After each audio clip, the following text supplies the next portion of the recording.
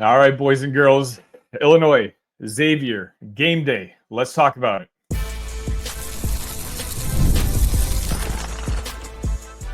You are Locked On Illini, your daily podcast on the Illinois Fighting Illini. Part of the Locked On Podcast Network, your team every day. It's Friday. Welcome back to another edition of Locked On Illini. Today's episode is brought to you by 5-Hour Energy. Head to 5hourenergy.com to find over 15 flavors to choose from. Need one now? Grab a 5-Hour Energy shot at your local grocery or convenience store. Stock up today and stay energized. My name is Sonny Verma, your host here at Locked On Illini. So make sure you find me on your favorite social media and let me know your thoughts on this game. 1 through 10, how nervous are you? If you're an Illini fan, you might not be that familiar with the Xavier Musketeers. And, I've done my best to give you a scouting report, but why not bring on an expert? And that's exactly what I'm doing here, bringing on Kenny Frease from the Roll Blob podcast. Kenny, thank you for joining us today. Hey, thanks for having me, man. Big game last night.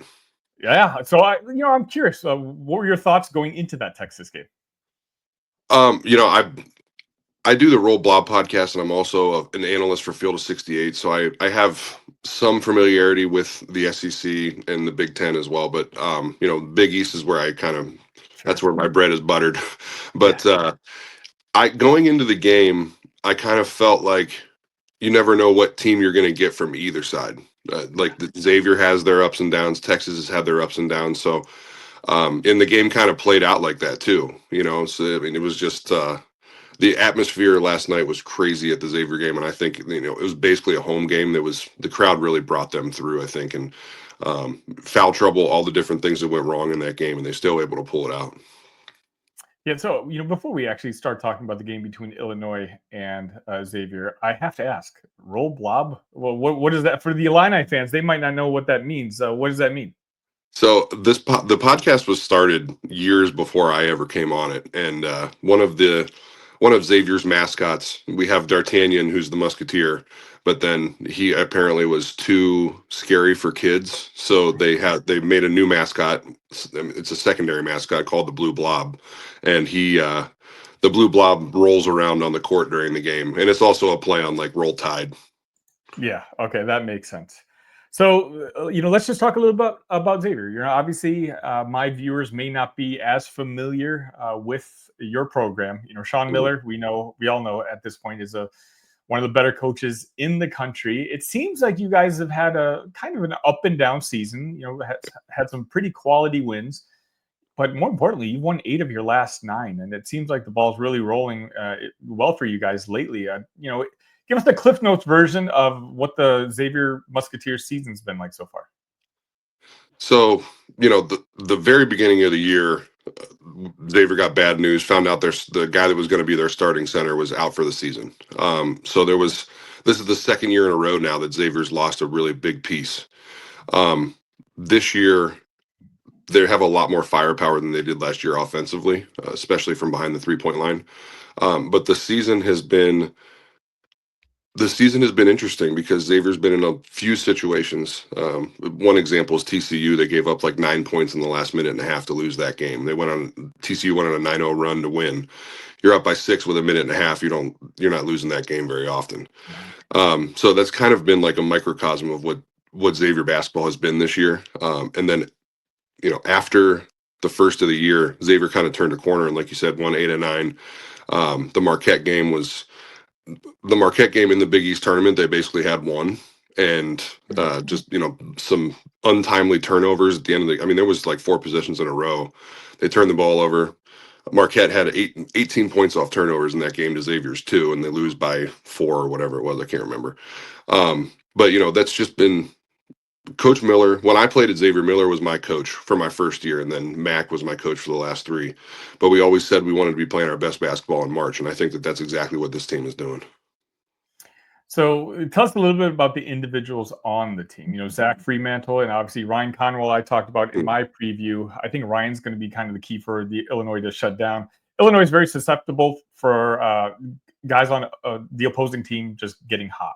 And I feel like that's what Ryan is capable of doing.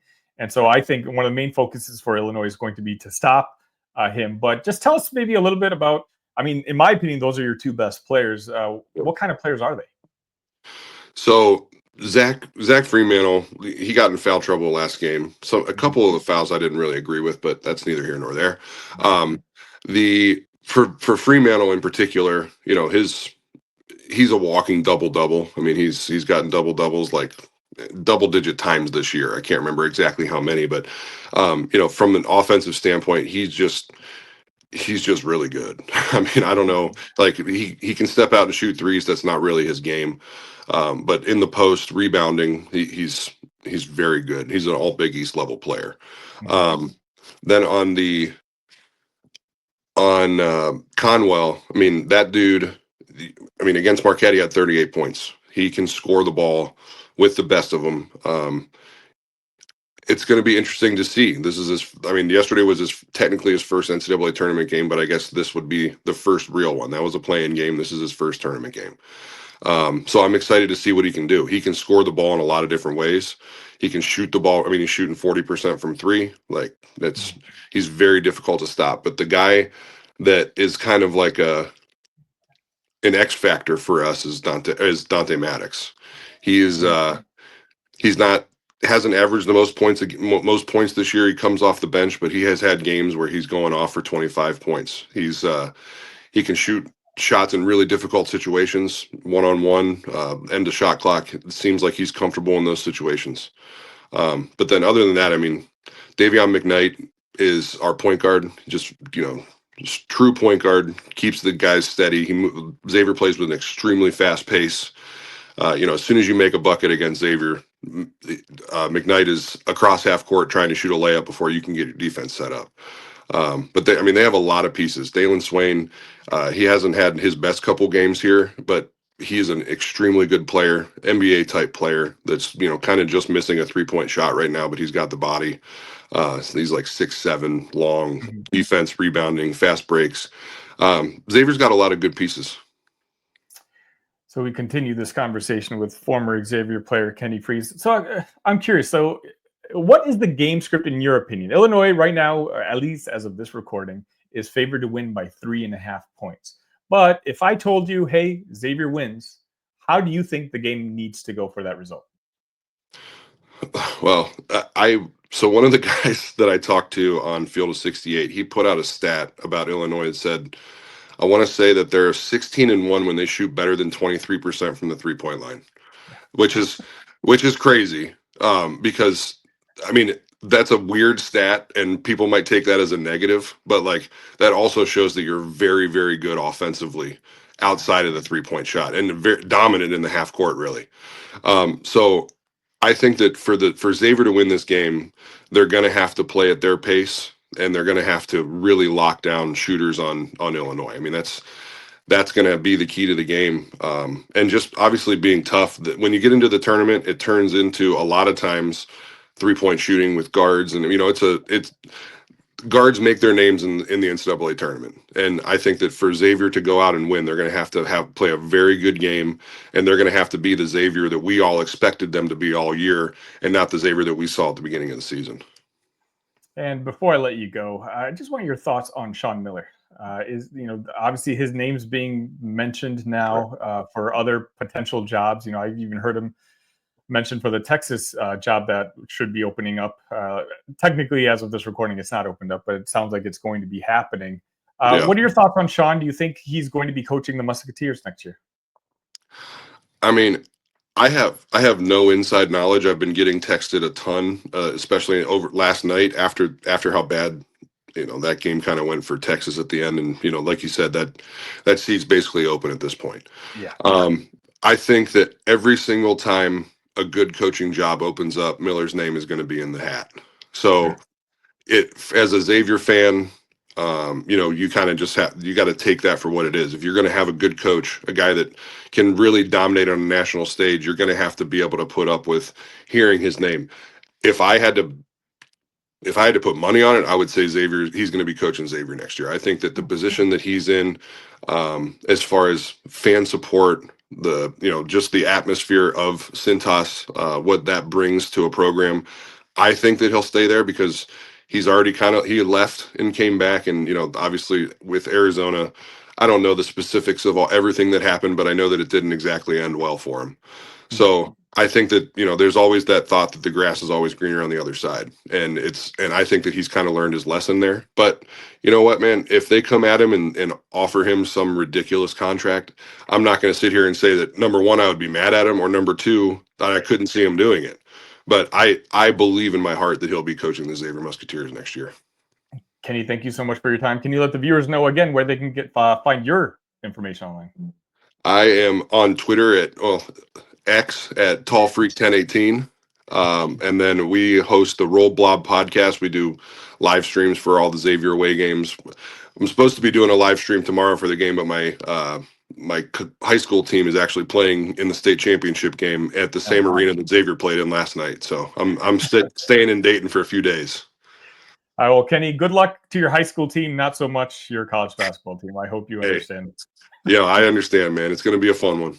All right, thank you. Yep. We're all about the stats because numbers don't lie. And when it comes to the all-new Nissan Armada Pro-4X, the numbers are on an MVP level. With the ability to tow up to 8,500 pounds, it can quite literally carry the whole team, plus the gear wherever you need to go. It's powered by a twin-turbo V6 engine, delivering the strength and performance to handle highways, back roads, and everything in between. And with room for up to 8 people, the Armada Pro-4X is built for big crews, big adventures, and even bigger memories.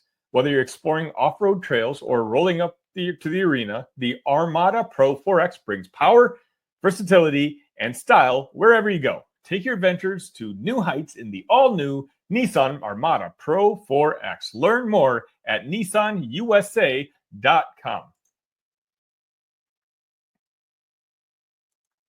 Daylight savings snuck up on us again. And if you're feeling that lost hour of sleep, 5-Hour Energy has your back. The extra sunshine means more time for fun, but sometimes you need a little boost to power through.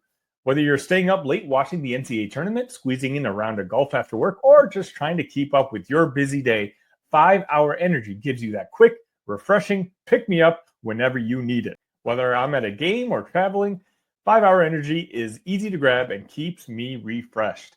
Head to 5hourenergy.com to find over 15 flavors to choose from, including watermelon, blue raspberry, and peach mango. You can even build your own 12-pack or 24-pack delivered right to your door. Need one now? Grab a 5-Hour Energy shot at your local grocery or convenience store. They're everywhere. Stock up today and stay energized.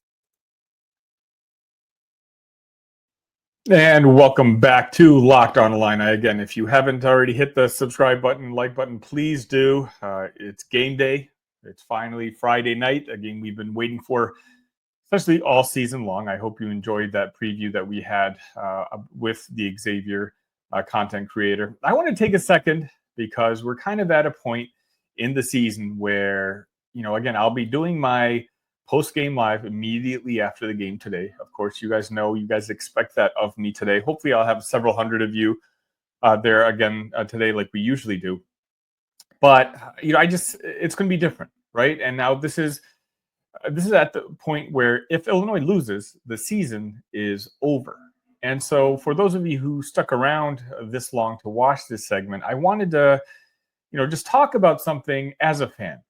And, I have one job now. This is my job, right? Covering Illini athletics. But I was a fan before I ever started covering the Illini athletics. And sometimes I forget the perspective of being a fan. And there's something I was thinking about the other day, but I saw a tweet from Robert Rosenthal from the Illini board. And one of his writers of Illini board, William Fletch, wrote an article about KJ, which I suggest all of you definitely go out and read.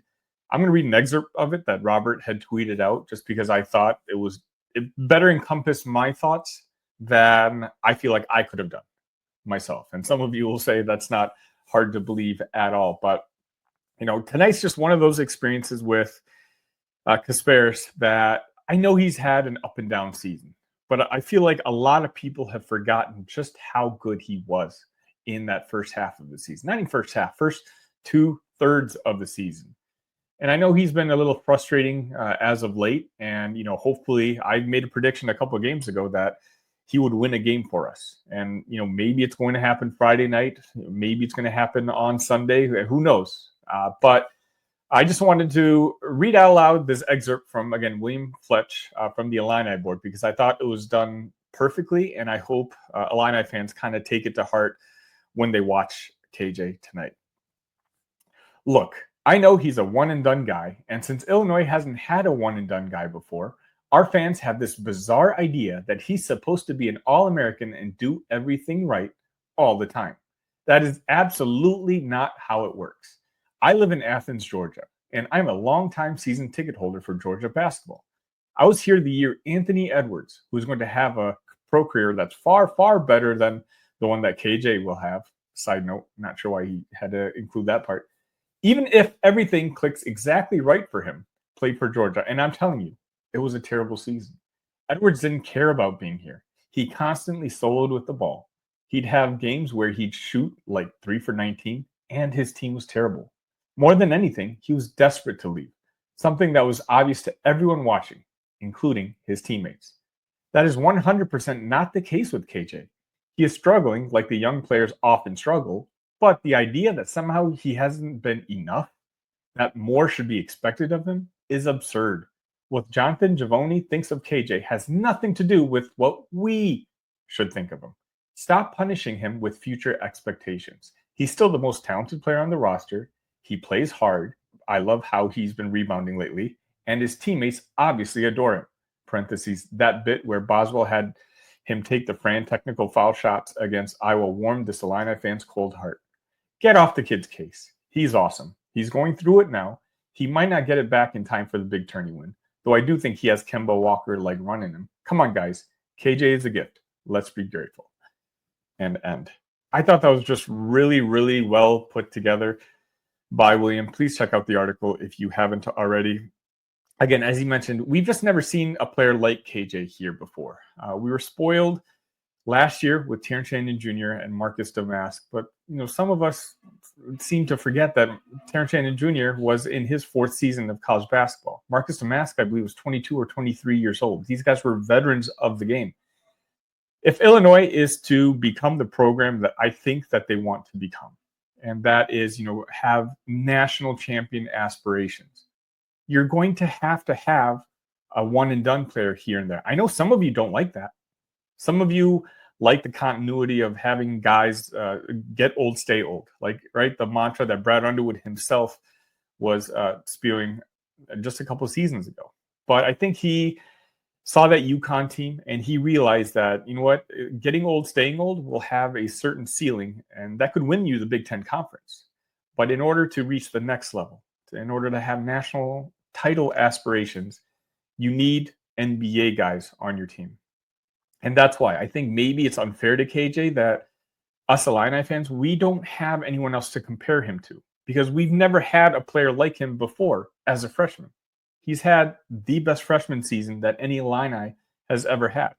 And yet, if you take a look at the post-game sessions, a lot of us are complaining about Kasparas and wishing he would step up. Hey, hand up, I do it too. I'm not saying I'm innocent of this.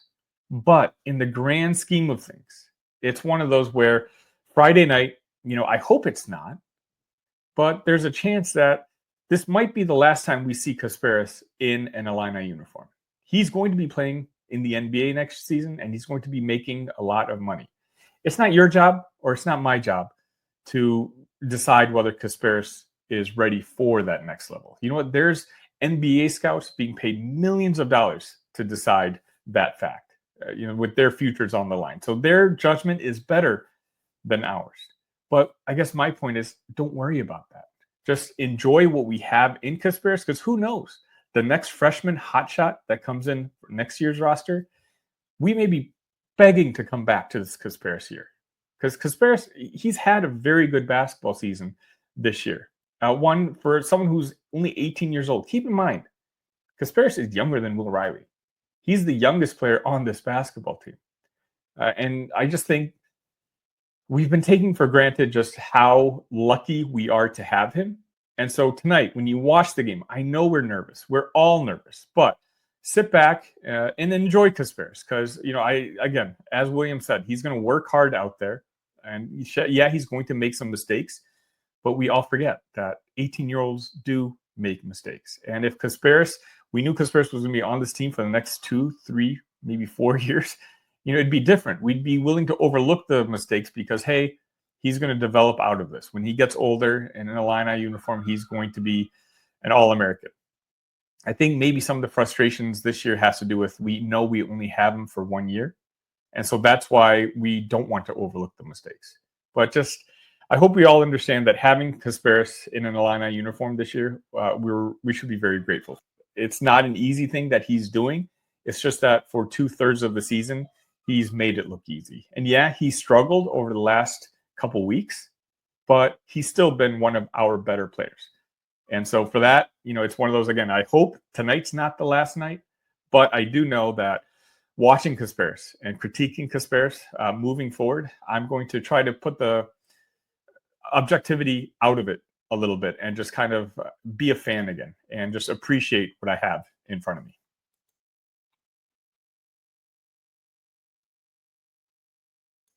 The NCAA tournament is here, and so is the bracket breakdown. Locked On Podcast Network and Amazon Fire TV channels are teaming up to deliver NCAA tournament coverage like never before. Watch studio shows featuring former players and Locked On's local experts as they guide you through every upset, buzzer beater, and bracket matchup. Stream it all for free on Amazon Fire TV channel. Search Bracket Breakdown to see it all for free. It's your team every day. And that's going to wrap it up for this edition of Locked On Illini. Everyone, get your game face ready. Get your push-ups out of the way. The NCAA tournament has officially started for the Fighting Illini. Game, I believe, is at 8:45 Central Time on CBS. I'll be right here on YouTube immediately after the game. Hopefully, we all get to celebrate together. Of course, there's a chance that, some of us may not be celebrating. And, it's going to be a little bit of a therapy session. But regardless, I appreciate all of you that have come along for the ride. If this is the last time I see you, I hope you do check in on me every now and then. We're going to be doing these episodes every single week. But for now, think positively. Illinois should win this game tonight. Hopefully, they're able to take care of business. So until next time, ILL. Love you guys.